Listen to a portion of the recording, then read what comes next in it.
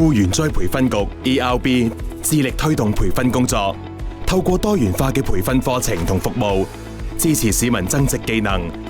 為各行各業培育人才。我一直相信，每一個人與生俱來都係有追求幸福嘅權利。追求幸福，其中最重要嘅咧就係學習權同埋發展權。ERB 為不同服務對象提供培訓課程，包括為失業或待業人士而設嘅就業掛鈎課程，為在職人士而設嘅技能提升課程，以及通用技能課程，鼓勵終身學習。我哋亦為特定服務對象提供專設課程，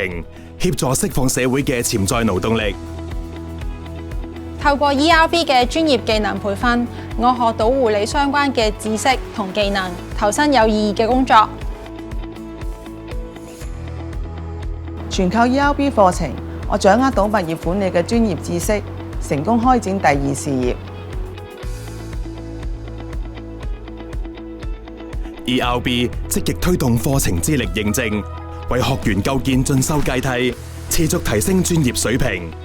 ERB 喺資歷架構下嘅指定範疇獲得學科範圍評審資格，並設立實務技能培訓及評估中心，確保課程質素，提升課程認受性。配合行業及社會發展，ERB 積極推動課程發展工作，協助學員掌握最新行業知識同技能，發展事業。讀 IT 就係想做 IT。ERB 課程俾到我增值嘅機會，學習資訊科技嘅新知識，應用喺工作上。Through ERB course, I have the opportunity to learn new skills and build my career. ERB 設有就業轉介平台，並利用科技優化支援服務，提升服務效率。